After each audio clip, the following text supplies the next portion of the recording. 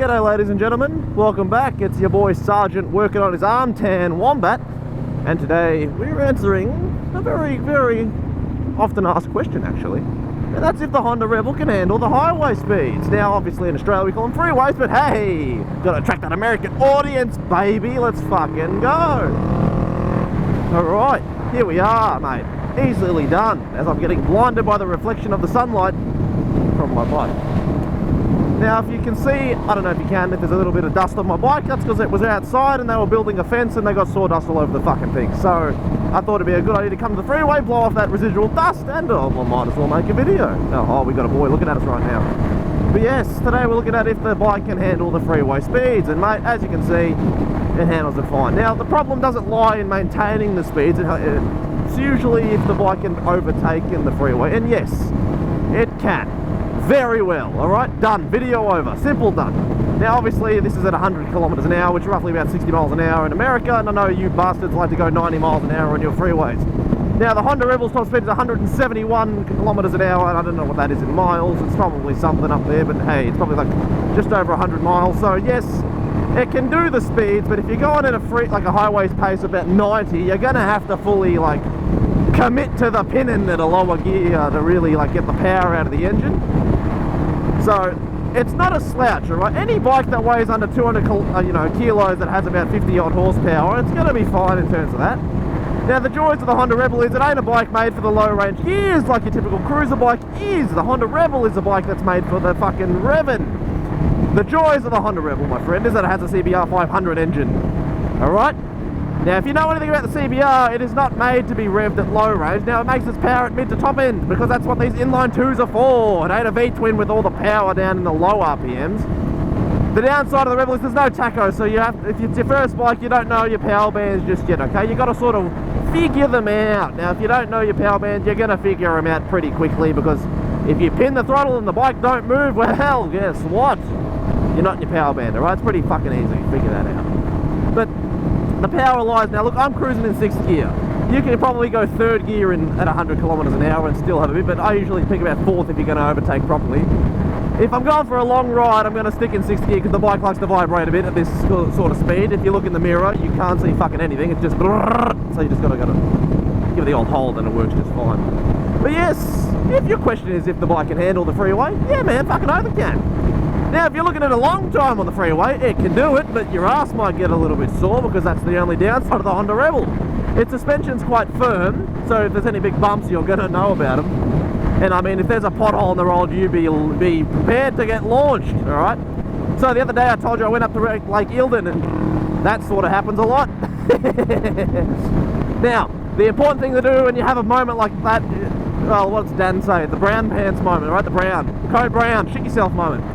Is to not panic at all, because if you noticed I didn't really fucking complain about that. You got the little bit of a wobble, you just sort of accelerate a little bit, or you let the bike sort of handle it itself. Remember, bikes don't want to fall over, they want to go straight, so if you don't shit yourself and you don't death grip the handlebars, your bike usually slides. So if I fell off at that speed, mate, it's going to hurt, especially right now. As I said, I've got no jacket on, but hey, it feels too nice. 23 degrees Celsius is just fantastic for riding shirtless. Nice and breezy. It's like cool, but it's not too cold, you know what I mean? But hey, if you hit a speed bump at the... Oh, it's a pothole at that speed. There's no speed bumps on the freeway, but you know what I mean? If you hit a really big bump, you're going to have a moment like that where the bike sort of gets unsettled, but guess what? It comes back. I've had a much bigger shit yourself moment where the bike sort of jumped in the air from a pothole and off I went, back on the ground, landed fine. And if you allow yourself to let the fear take over during those moments, you're sort of going to have a moment where you crash probably, because, well, if the bike's unstable and it starts to speed wobble, the last thing you do is death grip the fucking thing, alright? What you do is you can either accelerate a little bit or just gently touch the bar. Oh, it's like, you know what I mean, like this, alright? Just let the bar sort itself out. Anyway, back to the fucking topic at hand. As you can see right now, well, we're getting overtaken because 100 kilometers on the bike is probably not accurate. It's probably like 107 is where you'd find 100 kilometers, just because the speedo, you know, motorbikes are always a bit lower. Cars as well, but bikes seem to really be out for a proper true 100 kilometers an hour on this bike. It's about 110 almost. Okay, but hey, look, the top speed I've seen this bike hit is 178. Okay, I don't know what that is in miles. Again, maybe if I can remember, I'll put it up on the screen. But that's pretty good. But that was downwind with a hill. Okay, so 171 on flat ground. For a cruiser bike, that's more than enough, okay? You're not really going to need to go much faster than that on a cruiser. You're not a sports bike fanging it around, but if you need to overtake anybody, feel free, the bike does it flawlessly. But like I said, on my bike, about 110 is a true 100 kilometers an hour. That's why I'm not overtaking anybody, because, well, I like to stay at 100 just because it feels better. Because no one can disprove anything. But yeah, I did a GPS test and it's nowhere near 100. It's very far out. But if you really need to give it a bit of go, look, I'm at 100. I'm at you pick up speed relatively quickly.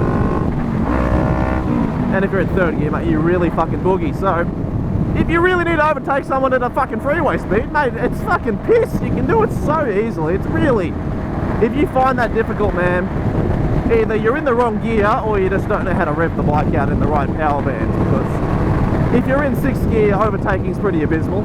If you're at normal speeds, then everyone's sort of saying it. Like, you can see it climbs, like, look at I'm at 100 out. It takes a second to get up to 110, but hey, the important thing is it gets there, right? That's what matters. It's not about fucking sending it. Now, if you're in an area with a very short overtaking lane, well, that's when you're sort of going to have to notice that 4th gear might make a bit more sense, you know? Because that's when you sort of want to you want to ring it out in the power band.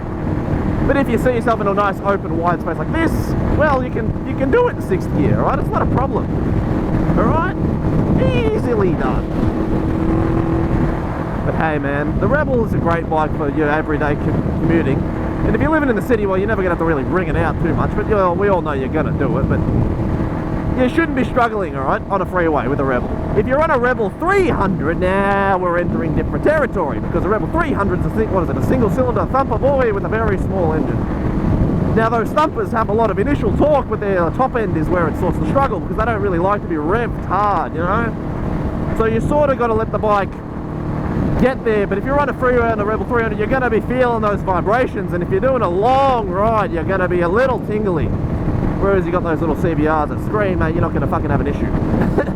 But yes, if you're on a Rebel 300, man, you're going to know about it when you're hitting those freeways because you're going to be and your hands are going to be all kinds of tingly after a while. But hey, if you're looking for the big tours, maybe the level 1100 is more your style. If you can't afford it, mate, the 500 will be more than adequate. Because, like, I mean, look at me. I'm in 6th gear, I'm cruising. The mirrors are a bit blurry because of vibrations, but the bike can handle this speed flawlessly. It's sort of like, it's very happy at 100 to 120. It's when you go beyond 120s when it sort of starts to, you know, struggle a bit.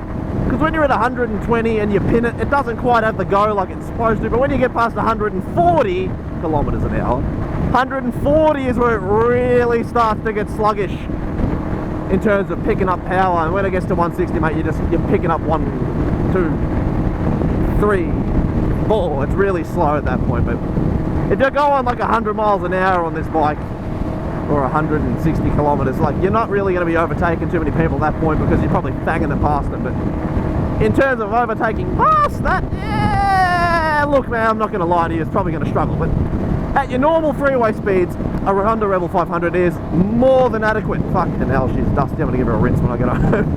But, dude, it's more than enough. An R3 or like a CBR can go a bit faster than this bike can. I think a CBR's top speed's like 182, 85, something like that. Kilometers again. But an R3 can hit like 200 kilometers an hour because they can struggle to get there, but it'll do it. Whereas this bike's 171, so it's at 105 miles an hour or something like that. Look, it's not made for that high speed bullshit, but it does it, okay? It does it alright. But man, it's a comfortable bike at this speed. You don't feel like your fucking hands are going to fall off like maybe on a Rebel 300 you might. You're not going to have to draft behind people to pick up speed just to overtake people and all that goodness. It's a nice, comfortable highway bike if you're going a few, you know, maybe like 20 clicks a day or something. I don't know what that is in miles, but like maybe 10, 15 miles a day, 12 miles a day. If you're doing 20 miles a day, look, it'll still do it. If you're riding for more than an hour on your bike every day, you're going to notice it in the arse department, but hey, nothing like a good old Corbin seat or a Mustang seat will fix. But if you're like me, you don't really like the look of either of those ones, and you just go to a reupholsterer and get them to do it themselves. Because if you go to an upholstery place, they'll fix up your seat for like cheaper, if not the same price for a custom one.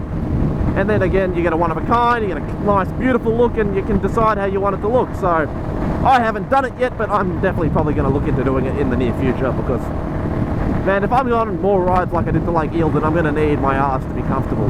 Because fuck that. So the Rebel 500 on the freeway, that is good fucking. But anything else beyond that, like I said, normal speeds, you're going to sort of be struggling. But up to 140 kilometers an hour, you'll be fine. So I don't know, maybe like 80, 90 miles an hour, it's sort of going to be fine. When you get up to the 100 miles an hour, man, you're going to be starting to... You'll notice that this is just purely a, you know, cruiser bike. It's a fucking, what is it, 47 horsepower or something like that? It's not much, okay? I think it's like 35.6 kilowatts, 47 horsepower, some shit like that. I don't know my kilowatts very well. I'm Australian, I don't know the fucking metric version of it because kilowatts confuse me. And horsepower I've known all my whole life because I was fucking, it's more easy, I don't know, horsepower's easier. But yeah, man, that's sort of all I'm looking to tell you about today, information on this bike. Yeah, Rebel 300 might find it a little uncomfortable for long rides. Short rides definitely fine. Fortunately in Australia we don't get the Rebel 300, but we get the CB300, which is a bit strange, but 500's enough. If you're going to get a Rebel, I would recommend you go for the 500 over the 300 100% of the time. But out of the 1100 versus 500, all depends on the rest. Ooh, S1000 M Sport, baby, very lush. But man, shit, the Rebel 1100 versus 500 is a whole different debacle. Because if you can afford the 500 and nothing else, get it. Great option. Don't go anywhere else.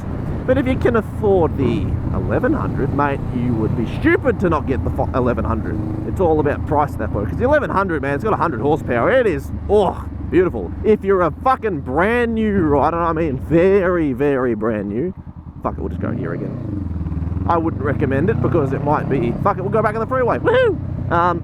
It's a bit much, but look, you can ride anything as your first bike. It all depends on you as a person. If you find you're not sensible, then perhaps do not ride a bike with power, hey? So a Rebel 1100 can pop power wheelies and shit, but the Rebel 500, well, look, you can do a wheelie on it. It's not easy. It's possible. I can tell you that as a fact, because I've done one.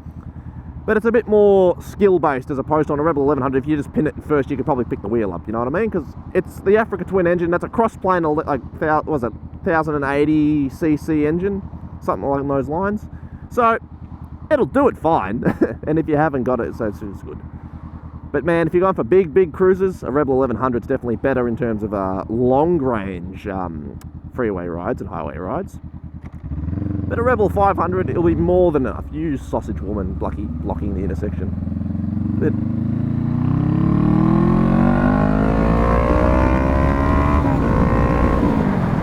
man, if second gear can get you to 60 miles an hour, 100 kilometers an hour, believe me, third gear will carry you on those overtakes, fourth gear as well, for the bit more oomphy, longer term overtakes. But hey man, that's sort of all I'm looking to educate your peoples on. If you're happy and you've enjoyed my content so far, don't forget to leave a like, comment and subscribe and all that goodness. Enjoy that sunshine for autumn, man, isn't it glorious? But of course, take it easy, keep it cheesy, and as always, peace!